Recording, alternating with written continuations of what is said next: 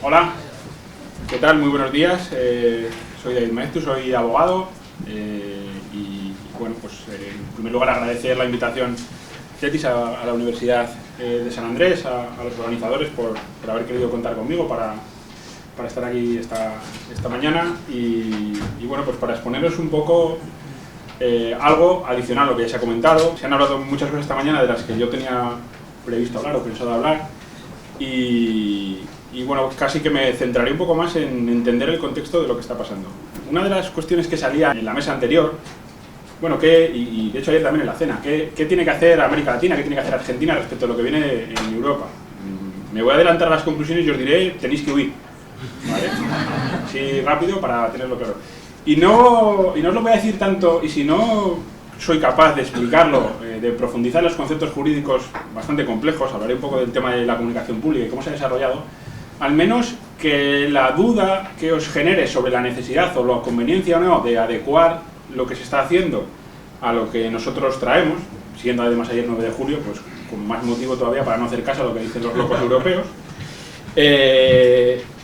son cuestiones incluso de pura técnica legislativa, es decir, de dónde va la coma, dónde va la A, dónde va la O. O sea, si ya digo, puede que haya problemas porque, bueno, creo que todos los que trabajamos con propiedad intelectual creemos, o igual es por sentirnos especiales, que es una materia un poco complicada porque trata de intangibles y conceptos un poco difusos. Bueno, pues si no somos frikis o raritos o como queráis, hay que asumirlo, las cosas como son, al menos que desde un punto de vista, digamos, formal, veamos que también hay cosas que no tienen mucho sentido y en la medida en que lo formal, que debería ser lo sencillo, se hace mal, pues debamos de poder empezar a cuestionar incluso lo material, porque también se hace mal.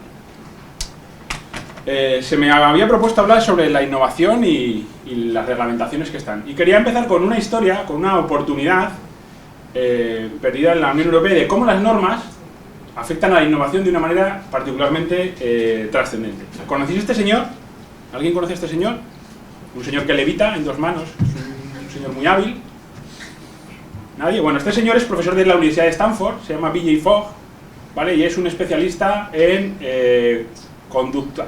Es decir, en analizar qué nos lleva a dar clic, en hacer like, en, digamos, manipular nuestro cerebro a través del software para que hagamos lo que las empresas quieren, ¿vale? Este señor era el profesor en una clase muy famosa, una de las clases más famosas del mundo, que es la clase de Facebook, del año 2007 en la Universidad de Stanford. ¿Por qué esta clase se hizo tan famosa? Porque él les propuso generar y desarrollar aplicaciones para Facebook en el año 2007, cuyo único objetivo era conseguir en el menor tiempo posible el mayor número de usuarios posibles, ¿vale? El éxito fue brutal. Desarrollaron una serie de aplicaciones que consiguieron millones de usuarios en muy poco tiempo y millones de dólares en las personas que habían participado en este desarrollo. ¿Qué es lo que este señor no tenía que tener en cuenta a la hora de decirle eso a sus alumnos? ¿Qué tipo de perfil no había en ninguno de los equipos que se encargaron de esos desarrollos? No había ningún jurídico. Nadie, no había ninguna preocupación por qué pasa con los datos de los usuarios que vamos a recabar. Nos tenemos que preocupar, es decir, podemos hacer innovación porque no hay leyes, podemos hacer innovación porque no tenemos que preocuparnos de limitaciones, podemos hacer innovación, ¿vale? Este es el modelo, este es un modelo, como digo, en Estados Unidos y, bueno, pues tiene impactos. Twenty, ¿alguien conoce Twenty? ¿Os suena? Los que somos ya mayores, pues igual ya incluso nos pilló demasiado mayores para estar en Twenty, ¿vale? Porque era una red social para los de instituto, los mayores ya éramos de Facebook y cosas de estas, luego lo dejamos, ¿vale? Y luego nos hicimos de Twitter y tal. Bueno, Twenty era una red social que se creó en España, no es que fuese lo más original del mundo, al final era una imitación de las redes sociales que habían surgido en Estados Unidos, pero digamos que su ámbito de aplicación o su ámbito de interés era eso, hacer una red social. ¿Cuál es la diferencia entre una innovación de la clase de Stanford que podían hacer lo que quisieran y lo que pasaba con Twenty? Pues que Twenty tenía que tener en cuenta ciertas recomendaciones. Esto es una noticia en esos años en las que Twenty le presenta a la Agencia Española de Protección de Datos que va a decir, bueno, vamos a empezar a pedir el DNI en aquellos usuarios que parezcan que son mayores de 14 años, porque si no menores de 14 años, porque, digamos, la edad de consentimiento del tratamiento de los datos personales se fijó en 14 años de una manera un poco aleatoria por parte de la agencia, pero estaba así. Entonces, ¿por qué hace esto? No es porque Twenty estuviese cumpliendo la ley, Twenty sabía que no cumplía la ley. Twenty va de la mano de la agencia para regularizar una situación que le obliga a preocuparse, que le obliga a prescindir de usuarios, que le obliga a contratar abogados, en definitiva, que le obliga a invertir, a gastar recursos que otras redes sociales, que otros proyectos no tienen que tener. Como digo, lo que evidencia esta noticia no es que Twenty colaborase con la agencia, es que Twenty estaba haciendo algo ilegal y la agencia lo sabía. En una decisión muy inteligente, la Agencia de Protección de Datos se dedicó a no matar a Twenty, a sanciones, sino que lo que dijo es, bueno, vamos a ayudarles porque prefiero que los datos de los usuarios españoles estén en España que no que estén en Facebook. Si al final cerramos una red social en España, la gente irá a una red social en otro sitio, ¿vale? Esto es lo que había detrás. Evidentemente, y esto no es una prevaricación, no estaban cometiendo un delito, pero digamos que hubo una cierta flexibilización en base a un criterio que yo considero apropiado e inteligente. ¿Y por qué pasa esto? ¿Por qué si yo me voy a Facebook no voy a tener normas y si yo intento desarrollar un proyecto innovador, aunque sea copiando o aunque sea, digamos, aplicando mejoras, no tengo ningún problema? Pues en el año 96, en la Directiva de Protección de Datos, la Unión Europea se pegó un tiro en el pie que será épico, histórico y que en definitiva explica, entre otros muchos factores, por qué no hay una red social europea. No conocemos una red social. ¿Qué pasa? ¿No hay un ecosistema innovador? ¿No hay programadores? ¿No hay gente con capacidad? ¿No hay talento? ¿No hay inteligencia? Sí, lo hay. Que en Estados Unidos haya más y haya más dinero y haya más inversión, puede ser cierto también. Pero hay un aspecto regulatorio. En la Directiva Europea, el antecedente del famoso Reglamento General de Protección de Datos, se establece un ámbito de aplicación de la norma en base al lugar donde se tratan los datos, donde están situados los medios de tratamiento de datos. Me da igual que los datos sean de ciudadanos españoles, franceses, alemanes, en definitiva europeos, lo que me importa es dónde se sitúan los medios para tratar los datos. Es decir, las empresas europeas, como van a tener centros de datos en Europa, van a tener que aplicar la ley. Las empresas estadounidenses, como tienen centros de datos que están situados en Estados Unidos, no tienen que aplicar la ley, con independencia de la nacionalidad de los datos. ¿A alguien le parece lógico? ¿Tiene algún sentido? Lo lógico sería que el Estado dijese, no, yo protejo a mis ciudadanos, los datos de mis ciudadanos es aquello que yo debo proteger, y por lo tanto el ámbito de aplicación deberá adaptarse. Como digo, esto es el año 96. La ola de las redes sociales, la ola de... Hemos perdido absolutamente todas las olas, ¿vale? Por una decisión incomprensible. Esta perspectiva fue una de las cosas que más costó vencer por la presión de los lobbies de las grandes empresas respecto del nuevo Reglamento General de Protección de Datos. Sin embargo, en el nuevo Reglamento General de Protección de Datos, bueno, podemos hablar de cómo lo salvaban con vamos a hacer no os preocupéis, vamos a hacer un acuerdo, el Safe Harbor, entonces esto nos va a explicar, o esto nos va a permitir confiar en las empresas de Estados Unidos porque se van a someter a un acuerdo en el que dice que van a tener medidas que van a ser iguales o equivalentes a las que vamos a aplicar en Europa y por lo tanto los datos de los ciudadanos están protegidos. Bueno, pues el señor Schrems, que es un ciudadano austriaco que estaba haciendo su tesis doctoral en Estados Unidos, pidió a Facebook qué datos tenía sobre él, se asustó un poco de lo que vio y al final lo que consiguió acreditar ante el Tribunal de Justicia de la Unión Europea es que este acuerdo Safe Harbor, que luego se cambió por Privacy Shield, no se estaba cumpliendo, ¿vale? Llevaban no sé cuántos años sin vigilar que las empresas de Estados Unidos aplicaban los niveles de protección equivalentes y por lo tanto los flujos internacionales de datos estaban realizándose de manera ilícita. ¿Vale? Este es un poco, como digo, el peaje que hemos venido pagando en términos de innovación, en términos de proyectos, en términos de costo. Y esto es lo que finalmente, en el año 2016, en el famoso Reglamento General de Protección de Datos, yo no lo digo en inglés, ¿vale? El GDPR o no sé cómo es RGPD, ¿vale? Somos muy... Entonces, fijaros que ha cambiado, hemos pasado del lugar donde se estén disponiendo los medios para el tratamiento de datos. Sobre esto hay una cosa muy curiosa. En el año 2009, el grupo de trabajo del artículo 29 es un grupo de trabajo que, digamos, analizaba y armonizaba recomendaciones sobre la interpretación del reglamento. Llegó a decir que una cookie podía ser considerada un dispositivo a efectos de que, como la cookie está en tu ordenador, pues el tratamiento de los datos de la red social lo está haciendo en tu ordenador, ¿vale? O sea, una cookie, un dispositivo, para mi juicio era mucha imaginación, pero bueno, con eso intentaban de salvaguardar el boquete que se había abierto en el año 96. Bueno, fijaros que aquí ya se ha cambiado. El ámbito de aplicación territorial es el de los interesados que residan, interesados el titular del dato, y que resida en la Unión Europea, sea ciudadano de Latinoamérica, sea ciudadano europeo, sea ciudadano de cualquier sitio, que resida. Es decir, ya empezamos a tener sentido, empezamos a proteger a los ciudadanos en función de la ley en la que él está sometido. Claro, 20 años tarde. Esto no es el año 96, es el año 2016, es el año 2019. ¿De qué nos sirve todo esto? ¿Va a salir una red social en Europa ahora? ¿Va a ser posible? Ahora veremos cómo, ya se ha hablado esta mañana, ¿no? Qué afectación tiene desde el punto de vista de la propiedad intelectual, los mecanismos que obligarían o qué inversión habría que desarrollar para poder hacerlo. Pero como vemos, las decisiones que tomamos se proyectan en el futuro de formas que no podemos prever, y lo que en principio en el 96 nadie se preocupó de, bueno, ¿por qué vamos a proteger los datos de los ciudadanos europeos? Vamos a decir que donde traten los datos para simplificarlo, pues al final ha resultado en un gran problema, tanto desde el punto de vista de la privacidad, tanto desde el punto de vista del tratamiento de los datos, como sobre todo, y muy importante, de la innovación, de la capacidad de desarrollar productos y servicios desde Europa y generar economía digital en Europa. Como digo, esto es así de simple. Una norma mal pensada que tiene una consecuencia bastante importante. Cuando hablamos de lo que se está haciendo en la armonización del mercado único digital o del mercado digital en la Unión Europea, os he traído, básicamente hablaré de la directiva que modifica la Ley de Propiedad Intelectual, que es lo que estamos hablando, artículos 15 y 17, pero hay otro par de directivas muy recientes, una incluso del 20 de junio, ¿vale?, de este mismo año, en relación a los datos abiertos y la reutilización de la información del sector público, ¿vale? Creo que este es un aspecto que también es interesante tratar, el qué hacemos con aquella información, aquellos datos generados con los impuestos de todos y que nos deben de servir para generar nuevos modelos de negocio y nuevos sistemas. Discutíamos una vez en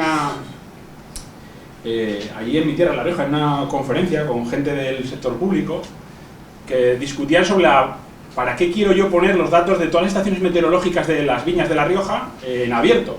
Pues si esos datos no los va a saber usar nadie. Y yo decía, pero ¿tú qué sabes, tú como político, cómo puedes saber qué le va a sacar un informático, qué le va a sacar un técnico a eso? O sea, es decir, oiga, ustedes liberen datos, ustedes liberen información, que habrá alguien que sepa qué hacer con ello. Ustedes, si ese sensor está pagado con el dinero de todos, no me venga diciendo que es que eso lo guarda la Comunidad Autónoma de La Rioja, porque dentro de 30 años, pues bueno, pues habrá un histórico de pluviometría en la zona de no sé dónde, pero es que igual hay algún técnico que esto le permite para, digamos, establecer rutas de vuelo de drones, sistemas de fumigado, etcétera, etcétera, etcétera. Entonces, bueno, pues creo que es también una directiva muy, muy importante. Hay otra directiva de los contratos de suministro de contenidos y servicios digitales, ¿vale?, que también es muy reciente, que también tiene un impacto, aunque siempre con la propiedad intelectual suelen, digamos, excluirse mutuamente o recíprocamente para que no haya problemas, porque si ya bastante complicado es lidiar con los lobbies de esto, si ya encima los metemos con las tiendas online, pues todavía puede ser más complicado, pero diré alguna cosa para que vean un poco esta crítica a la técnica legislativa, que es lo que quiero transmitir. Y por último, tenemos, bueno, pues la famosa directiva 2019/790, bueno, que digamos pretende llevarnos al futuro, ¿no? Bienvenidos al mundo del mañana, y bueno, pues veremos algunas cosillas sobre ello. Como digo, hay dos aspectos fundamentales que ya se han tratado, y lo que yo intentaré es aportarles un poco de contexto para, como digo, para que entiendan. El artículo 15, que va a afectar a prestadores de servicios y medios de comunicación, y el artículo 17, que va a prestar a los prestadores de servicios y, digamos, a los enlaces de contenidos o, como decía Miquel esta mañana, al User Generated Content, ¿no?, al contenido generado por usuarios. Voy a intentar, esta mañana se ha hablado un poco del tema del concepto de comunicación pública. Yo, que soy un poco más inconsciente que el profesor Miquel, el profesor Peguera, intentaré explicar también un poco, y lo digo porque si en algún momento alguien se pierde o alguien quiere que haga alguna aclaración, pues me voy a intentar explicar lo que ha pasado con la comunicación pública para que vean en qué lío estamos metidos, también en parte por el Tribunal de Justicia. Ya lo aviso, pueden huir, ¿vale?, no hay ningún problema. Es complicado nivel, hablaba Claudio del psicólogo, nivel psiquiatra, ¿vale? O sea, es un escalón por encima de lo que se necesita para comprenderlo. Creo que cualquiera que haya leído las sentencias Benson y lo que ha venido después coincidirá conmigo en que estamos ahí, ¿vale? En algún momento alguien va a decir una burrada más gorda y no sabemos cuándo va a pasar. Entonces, como decía, un poquito de contexto. Nosotros vivíamos muy felices, y esto ya me hace sentir muy mayor, porque uno cuando es mayor dice, joder, qué bien estábamos antes, ¿no? Pues, en el año 2000 teníamos la Directiva de Servicios de la Sociedad de Información de Comercio Electrónico, ¿vale? Y entonces establecía una exclusión de responsabilidad para los prestadores de servicios que se dedicaban a la mera transmisión. Oiga, yo cojo el dato, lo llevo, yo soy el prestador de servicios de acceso a Internet, yo cojo el caching, es decir, hago una copia temporal instantánea para facilitar los mecanismos de comunicación en Internet, O me dedico al alojamiento de datos. Oiga, yo soy un data center, aquí vienen servidores, almacenan los datos, yo hago el hosting y yo no puedo saber lo que hay dentro de todo esto, no me digan nada. Básicamente, la regla para la exclusión de responsabilidad que se establecía a estos prestadores es que no tenían que saber lo que estaba pasando ahí. En el sentido de que no había un empleado suyo subiendo los contenidos y que cuando les decían, oiga, algo está pasando ahí, mírelo, pues hacían cosas para verlo. Es decir, dentro de lo que podemos entender, mucho menos técnico que Miquel, pues discúlpame, pero se entiende, ¿vale? Si a usted le dicen que algo está pasando, mírelo, haga algo. Luego ya entramos con el problema que comentaba Ofelia de determinar si esto es lícito o no ilícito, pero bueno, básicamente haga algo y sobre todo no ponga a alguien al que usted le pague o que colabore con usted haciendo algo ilícito y para luego usted excusarse en esta exclusión de responsabilidad. En una de estas cosas o extrañas circunstancias que suceden en la vida, creo que será la única vez que ha pasado que en España hagamos una cosa mejor que la Unión Europea, ¿vale? A mi juicio. En la ley 34/2002 que transpone la directiva, ya, si os fijáis en los números, es lo que decían antes, ¿vale? Hay 2 años para transponer la directiva. Se hizo fuera de plazo, ¿vale? También, o sea, en España también otra costumbre es transponer las directivas fuera de plazo. O sea, si estáis esperando a ver lo que va a hacer España con la directiva, en vez de 2 años podéis tener 3, ¿vale? No hay... tardará.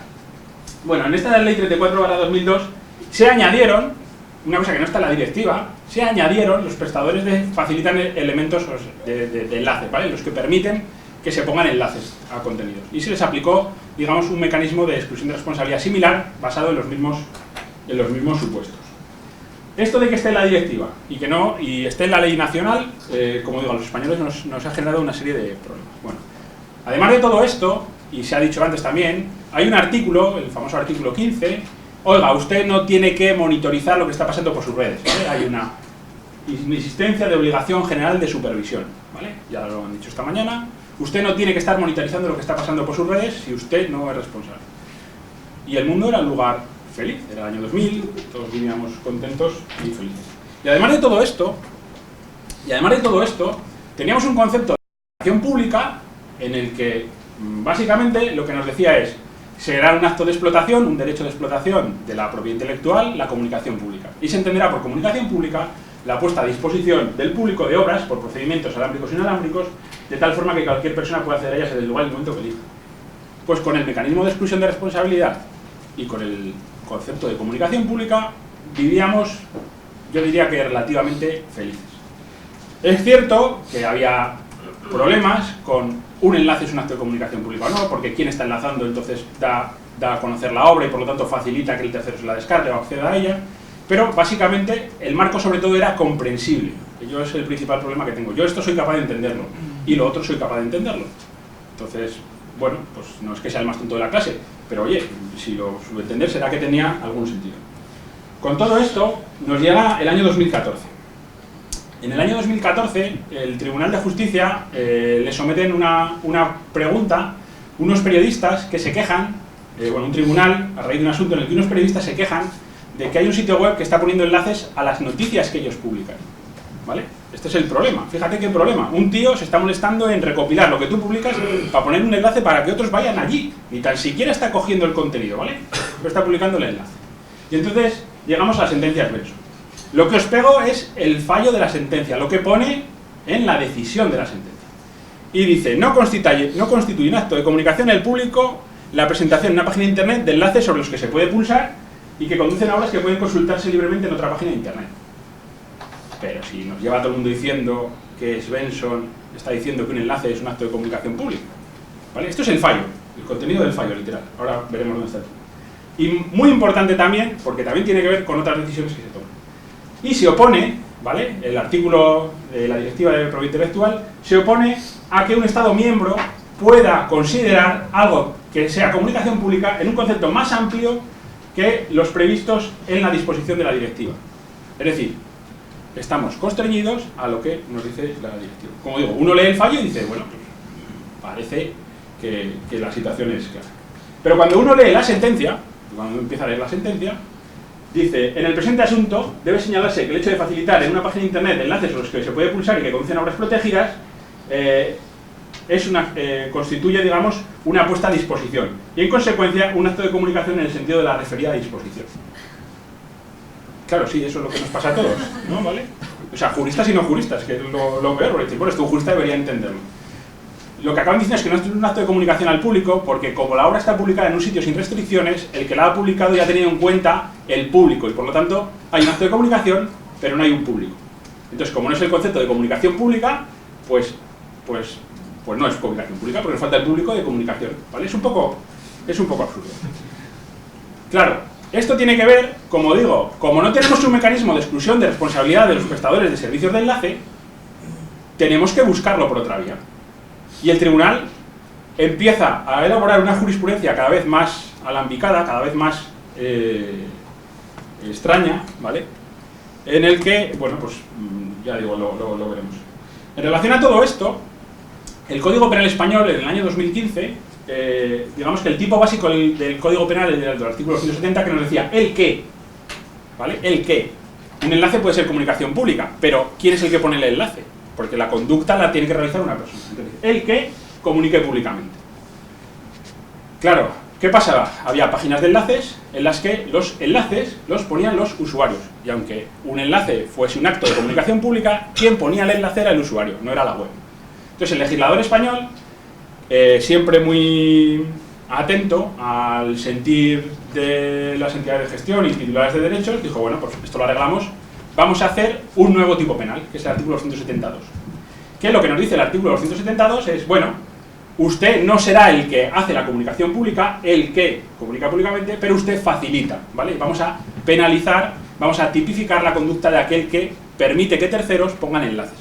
Y entonces se genera todo este artículo 272, ¿vale? ¿Qué pasa? Claro, esto es lo que hace Google, y siempre volvemos al mismo, esto es lo que hace Google. Entonces tenemos que generar un churro así, ¿vale? Para decir, ojo, pero el que facilite de modo uno neutral y sin limitarse un tratamiento mediante técnico, es decir, al final, oiga, vamos a ver qué hace Google, le preguntamos a Google cómo lo hace usted, cómo lo define, y en el fondo lo ponemos. Entonces, ¿vale? Básicamente es lo que y aunque dichos enlaces hubieran sido facilitados inicialmente por el destinatario de los servicios, oiga, que quede claro, ¿vale? Toda esta reforma se solapa con las sentencias Benson, porque ya digo, había una duda más que razonable sobre si un mero enlace era un acto de comunicación pública. Pero digo, hay que salvar también que quién es el que lo hace. Y esto también va a tener efecto en lo que estamos viendo de las directivas.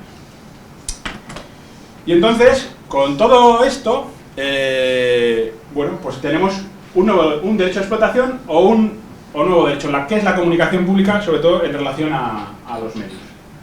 En España empieza el debate, bueno, hay un problema, y es que las entidades de gestión recaudaban un montón de dinero, aproximadamente unos 110 millones de euros, creo que era, que es dinero, para un país de 40.000 de habitantes, 110 millones de euros es dinero, por copia privada, ¿vale? La copia privada es un límite en el que cualquiera puede hacer una copia de una obra, y esa copia privada tiene que llevar aparejada necesariamente una remuneración que se hace efectiva a través de las entidades de gestión, colectiva obligatoria.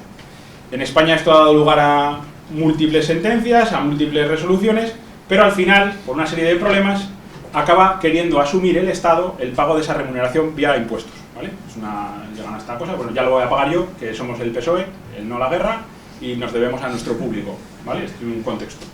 Entonces, para que veáis que las decisiones no son técnicas, nadie analiza nada, sino que es una decisión puramente política. Y yo tengo que, digamos, que ayudar a mis votantes o a mi público objetivo y hago lo que tengo que hacer. Entonces, cuando cae la recaudación, CEDRO, que es la entidad de gestión de derechos reprográficos, se queda prácticamente sin recaudación. Yo creo que pasa que como de unos 20 millones a 7 millones, o bueno, digamos que no les llega para pagar, ¿vale? Nos dice, ¿de qué hacemos ahora con el dinero? Y claro, además, tenemos en cuenta que tenemos todo este contexto y los medios de comunicación se están quejando porque Google News se lo está llevando crudo porque no paga impuestos en España. Entonces esta es otra cosa de las normas fiscales. A las empresas digitales no les obligan a pagar impuestos en el territorio, pero para los bancos no hay ningún problema. Es decir, un banco hace lo mismo, pero no vamos a cambiar la norma fiscal, vamos a generar normas particularmente complicadas precisamente para someterse a tributación. Bueno, pues en este clima de se genera contra Google News, se dice, bueno, tenemos que crear un mecanismo de redistribución de la riqueza por el que la riqueza vaya del bolsillo del ciudadano al bolsillo del editor de periódicos, porque además hay una crisis política, una crisis de confianza en las instituciones y los medios de comunicación nos tienen que ayudar. Entonces se inventan esto, que no lo meten como un nuevo derecho de explotación, sino que lo meten dentro de los límites a los derechos de propiedad intelectual. para poder decir, porque de hecho lo decían, oiga, no estamos generando un derecho de explotación a favor de los editores, estamos dándoles a los agregadores de contenidos la posibilidad de utilizar los contenidos de terceros, eso sí, pagando. ¿Vale? Pero fijaros que lo venden al revés.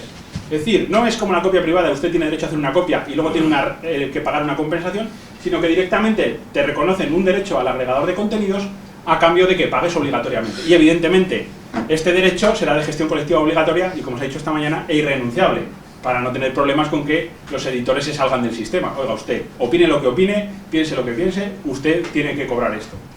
¿Vale? Esto generó, pues como se ha comentado, el cierre de Google News y, por ejemplo, ha afectado pues, a sitios como Meneame. No sé si os suena Meneame, es un agregador de contenidos en el que bueno, se cogen unos fragmentos de... Qué bien que vuelve Lebowski, ya veremos a ver si no la destrozan, ¿vale? Cogen un trozo de texto de la noticia, pero siempre hay un enlace al sitio original, es decir, es un mecanismo de remisión de tráfico. ¿Por qué a los grandes medios de comunicación les interesa esto? ¿Por qué? Pues porque cuando alguien va a ver noticias y no tiene un agregador de contenidos que le ayude a clasificar qué es lo más interesante o lo más relevante, va a ir a la gran cabecera, va a ir al País, va a ir al Mundo, va a ir al Español, no va a ir a los blogs, no va a ir a una noticia de un sitio que fuese interesante de otro. Esto lo que hacía era democratizar, entre comillas, democratizar de alguna forma el acceso a la información, porque había gente a través del sistema de este sitio, por ejemplo, que te decía qué era lo más relevante que había pasado en el día, te clasificaba la información. Entonces, las grandes cabeceras dicen, yo estoy perdiendo tráfico porque un diario de La Rioja, por ejemplo, tiene una información muy interesante sobre un tema, pero ¿qué persona de Andalucía va a entrar al diario de La Rioja a ver información que pueda ser interesante para él, si no hay un agregador de contenido, si alguien no hace esto? Entonces, lo que hace la gente es, yo entro al País, entro al Mundo y me leo lo que me ofrece la cabecera. Por lo tanto, concentro el tráfico. Por lo tanto, esto tiene un impacto en la innovación y tiene un impacto en la concentración de medios, lo que se estaba hablando. Es decir, al final son pequeñas cosas que realmente tienen un impacto. Por supuesto, ni se mide, ni se analiza, ni se determina nada. Al final yo tengo que contentar a los grandes medios y con eso pues me funciona. ¿Vale? Luego dice, bueno, digamos que volvemos a tener que hacer algo para no caer dentro de Google. ¿Vale? O sea, el artículo era lo anterior y esto dice, siempre que tal puesta a disposición del público se produzca sin finalidad comercial propia y se realice estrictamente circunscrita, bueno, pues empieza a describir la actividad de Google. Estamos legislando, buscando, digamos, penalizar determinados comportamientos, estamos haciendo leyes malas, porque no son de alcance general, no tienen en cuenta las circunstancias, sino que van buscando el caso de lo que a mí políticamente me interesa. Por eso os digo, huid. Yo soy absolutamente pesimista, no soy como Ofelia, creo que la revolución no va a empezar aquí, lo siento, Ofelia. No, y estoy como Claudio, creo que vamos a morir todos, ¿vale? Y creo que falta mucho debate para entender cómo estos pequeños cambios tienen una afectación mucho más grande. Y no se dan, ni en España, ni en Europa, y la directiva es un ejemplo de ello, ¿vale? Bueno, como os decía, la madre del cordero. Concepto de comunicación pública del Tribunal de Justicia. Hay una serie de sentencias, algunas estas, en las que se empieza a decir, bueno, vamos a ver, en Svensson no es un acto de comunicación público que me pongan un enlace a un contenido que yo he puesto en Internet, porque ya he tenido en cuenta cuando lo he puesto en Internet que eso tiene alcance mundial y no hay un público nuevo. En Bestwater lo que pasaba era que unos fontaneros utilizaban unos vídeos de otro fontanero en su página web y mostraban la información embebida, ¿vale? Habla de la transclusión. Entonces era un enlace profundo en el que se metían un frame y entonces no eran los fontaneros que tú contratabas, era otro fontanero. Y entonces ese fontanero decía, joder, que estoy haciendo yo los vídeos, estoy aquí dejándome la mano de obra y el material, y el que lo está rentabilizando es otro, ¿vale? El Tribunal de Justicia dice que eso tampoco es un acto de comunicación pública, porque cuando tú lo pones en una plataforma en abierto, pues ya estás teniendo en cuenta ese público nuevo. GS Media, y que afecta, digamos, a los medios, lo que pasaba era que aparecieron publicitadas unas fotos de una famosa desnuda en un sitio, y los periodistas no se les ocurrió otra cosa que poner una noticia que era, miren a la señora famosa en este enlace. Entonces el enlace lo ponían, digamos, el propio medio. Y ahí ya se empezó a considerar, como habíamos metido la pata con todo esto, pensad, por ejemplo, que a raíz de Bestwater, si yo tengo un medio de comunicación que sirvo imágenes y las imágenes me las está sirviendo un tercero, el costo de computación de servir las imágenes lo soporta un tercero. Si yo no hago comunicación pública, si no hago un acto de explotación de la imagen, pues yo con tener el texto en mi web puedo tener una web más liviana y simplemente que cargue desde un servidor tercero, ¿vale? Entonces, cuando se dan cuenta de ese problema, dicen, espera, esto no puede ser. Esto es un problema técnico que hemos generado, ¿y cómo va a ser esto tan sencillo? Entonces, del concepto simple que teníamos de lo que era comunicación pública, empieza el Tribunal de Justicia a hablar de si el usuario tiene que conocer, si tiene ánimo de lucro, si tiene... Empezamos a añadir a un acto, a un hecho que debe ser objetivo y neutral, consideraciones de tipo personal. Oiga, ¿usted sabe que ese señor tiene derecho o no tiene derecho porque usted lo está haciendo con ánimo económico y por lo tanto tiene que informarse de esto? ¿Vale? Oiga, eso no es la comunicación pública, esos serán mecanismos de exigencia de responsabilidad, pero esos mecanismos personales no pueden integrar, en mi opinión, lo que es la comunicación pública.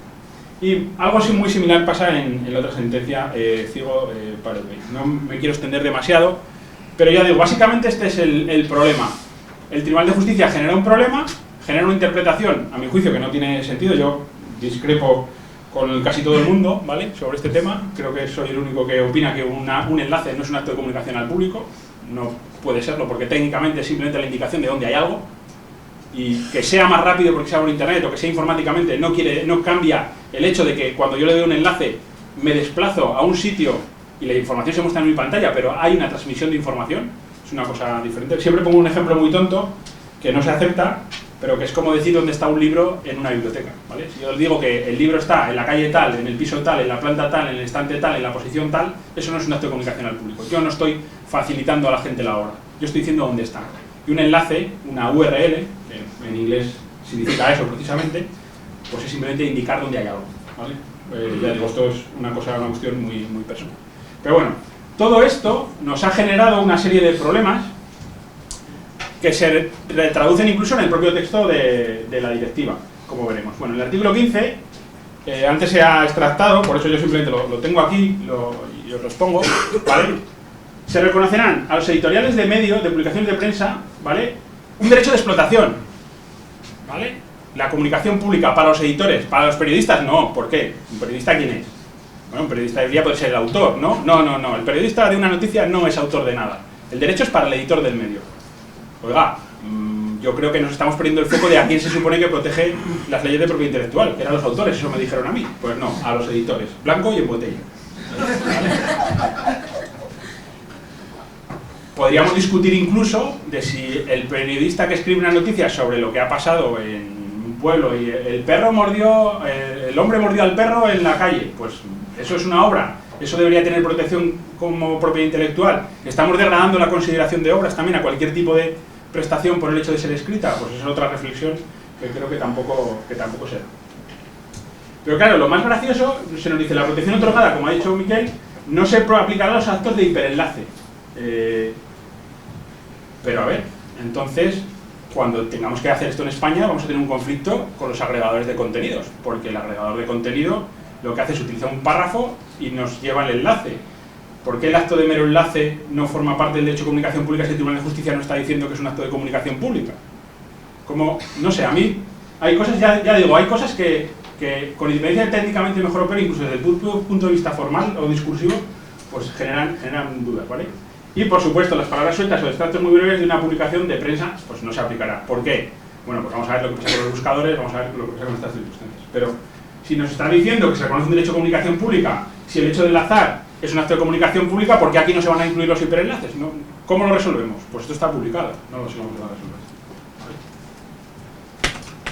resolver. Los Estados miembros disponen de los prestadores de servicios para compartir contenidos, realizan un acto de comunicación al público, es decir, ya hay que definirlo como un acto de explotación y ponerlo expresamente, ¿vale? Cuando ofrecen al público el acceso a las obras cargadas por los usuarios.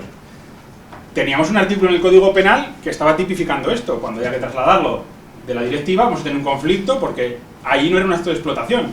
Y aquí se nos está diciendo que deba ser un acto de explotación, un acto de comunicación al público. Por lo tanto, a ver cómo lo hacemos, a ver cómo lo planteamos, en qué están pensando. Todo esto, ya digo, tiene que ver también un poco, como decía Miquel, no solo responden a las críticas, sino a lo que el propio Tribunal de Justicia ha venido diciendo, ¿no? De qué es un acto de comunicación público, qué elementos se dan, cómo se manifiestan, etcétera, etcétera, etcétera. Y luego, bueno, pues lo que se ha hablado. Deberán tener autorización para tener licencia, la licencia cubrirá a los usuarios, pero entonces la autorización es mía, cubro los actos que realizan terceros, en qué volumen, cómo se hace, cómo se gestiona, cómo se aplica, bueno, pues más problemas, ¿vale? Y lo que ha comentado también, la limitación de responsabilidad prevista en la directiva del 2000, pues ya nos la matan directamente. Ya, oiga, ese mundo feliz en el que usted vivía, en el que eran todos happy flowers, viviendo en una internet libre, abierta y maravillosa, pues ya es usted un señor mayor y esto es el futuro, ¿vale? El futuro que, por cierto, está en un libro que recomiendo siempre y les recomiendo si no conocen, que es Código y otras leyes del ciberespacio, de Lord Lessig, ¿vale? Si alguien tiene interés en estos temas, pues no diré que es la Biblia, pero debería empezar por ahí, ¿vale? Es el primer libro que cualquiera que le interese el tema de la regulación en Internet, pues a mi juicio debería comenzar. Claro, todo va a ser fantástico y maravilloso. Esto es una noticia de una empresa que nació en La Rioja, en mi tierra, que se llama Red Karaoke, no sé si les suena, era un karaoke online, que ha cerrado porque las entidades de gestión, los titulares de derechos, no les dan derechos. Es decir, ellos han desarrollado un negocio, un modelo de negocio en Internet basado en un karaoke, pero no les dan derechos sobre los contenidos, por lo tanto no hay nada que cantar, ¿vale? Que voy a cantar si no tengo derechos sobre la música, es un poco el The Sound of Silence, ¿no? O sea, vale, entonces, como modelo de negocio, pues no tenía mucho futuro. Entonces, estamos hablando de lo que queremos es desarrollar que la gente, y la gente que paga, cuando veo que tiene un negocio, me lo apropio. En teoría la directiva también establece mecanismos para la concesión de licencias, para facilitar este tipo de cosas, pero esto es lo que está pasando. Entonces, ¿cuál es el problema? El problema es que se piratea, el problema es que queremos hacer negocio, el que queremos que no nos toque nadie lo nuestro. Bueno, pues ya digo, estos son el tipo de problemas. Bueno, y lo que contaba Miquel, el tema de la responsabilidad, ¿no? ¿Vale? Y lo más importante, que ya se ha hablado también, el tema de los requisitos que vemos aquí son cumulativos, es decir, a menos que demuestren que es decir, que han hecho los mayores esfuerzos por obtener la autorización. Oiga, ¿cuáles son los mayores esfuerzos? Y no solo eso, y han hecho un acuerdo con normas sectoriales estrictas de diligencia profesional y en cualquier caso han actuado, ¿vale? Y han hecho los mayores esfuerzos por evitar que se carguen en el futuro de conformidad con la letra B, ¿vale? El acceso a las horas o prestaciones notificados para retirada de su web, ¿vale? Si habíamos dicho que la directiva del año 2000 no tenía una obligación general de supervisión, ¿cómo casa esto? ¿Vale? Ya se ha comentado. Al final, esto está muerto, ¿vale? Esto no tiene ningún sentido. ¿A quién le interesa esto? Pues lo que se ha dicho, evidentemente. Si yo soy una plataforma que tengo un sistema que me ha costado muchos millones de euros desarrollar para identificar contenido, para automatizar la gestión de contenido, y yo soy un proyecto innovador nuevo que estoy empezando, que no tengo casi para pagar al abogado, para preocuparme de la protección de datos, como para desarrollar un algoritmo que rastree, identifique contenidos, los retire, los mantenga, ¿vale? ¿Cómo van a surgir nuevas redes sociales si solo se va a permitir que funcionen las que ya existen? Este es el problema. Esto es lo que puede matar la innovación. Entonces, ya perdimos en el año 96 un caballo, que ya no volverá, y ahora nos vamos a poner más trabas para, digamos, someternos o caer dentro de bueno, pues este tipo de sistemas. Yo soy bastante pesimista, ¿eh? Así que bueno, perdón, soy optimista porque siempre pienso que las cosas van a salir bien, pero soy pesimista porque luego salen mal. Pero yo siempre creo que van a salir bien, ¿vale?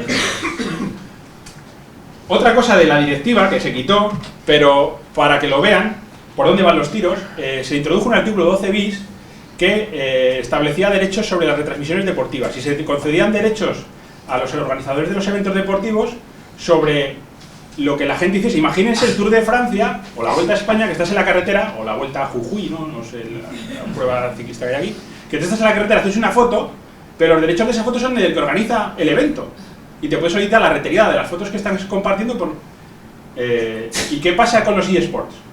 ¿Quién es el organizador de un evento de eSports? ¿El que pone el servidor? ¿La empresa de videojuegos que es la que permite que se conecten entre ellos? ¿Quién va a correr por esos derechos? ¿Quién va a poder hacer notificaciones de retirada? Vale. Lo digo porque este es el riesgo de otra cosa que los que llevamos muchos años en temas de propiedad intelectual, desde un punto de vista crítico o digamos, o inconformista o libre, es que las interpretaciones de la norma siempre son contrarias a los que se dice. Con el tema de la directiva ha habido mucha gente que decía no, si esto no es para tanto, no os preocupéis, no pasa nada, no os preocupéis, no os pasa nada. Os voy a contar un ejemplo que está sucediendo ahora mismo en España. En el año 2006, ProMusicae, que es una asociación de artistas musicales, pidió al juzgado que identificase a los que estaban compartiendo una serie de canciones en una red P2P. ¿Vale? El Tribunal de Justicia de la Unión Europea dijo que eso no se podía hacer, que no podía impedir que un Estado hiciese eso, pero que si un Estado quería hacerlo tenía que establecer algún tipo de límite o equilibrio entre los derechos afectados, entre la privacidad y la propiedad intelectual. España lo reguló y lo reguló de tal forma que dijo, bueno, se podrán entregar los datos de los usuarios que comparten en un programa P2P siempre y cuando no sean actos realizados por usuarios digamos, particulares, de buena fe, sin ánimo comercial y atendiendo al volumen significativo de obras. Ahora mismo, un juzgado de Bilbao, siguiendo la Audiencia Provincial de Vizcaya, está entregando las identificaciones de personas que teóricamente han compartido unos archivos en una red P2P, porque la Audiencia Provincial dijo, hombre, si no le doy los nombres, ¿cómo van a saber si están realizando los otros requisitos? Que tú dices, pero si para acceder a los nombres tienes que verificar los otros requisitos, ¿vale? Porque el demandante dice que él no puede determinar que una persona está compartiendo muchas películas. Digo, bueno, pues será porque no sabe investigarlo. Pero la Audiencia Provincial le compró el argumento.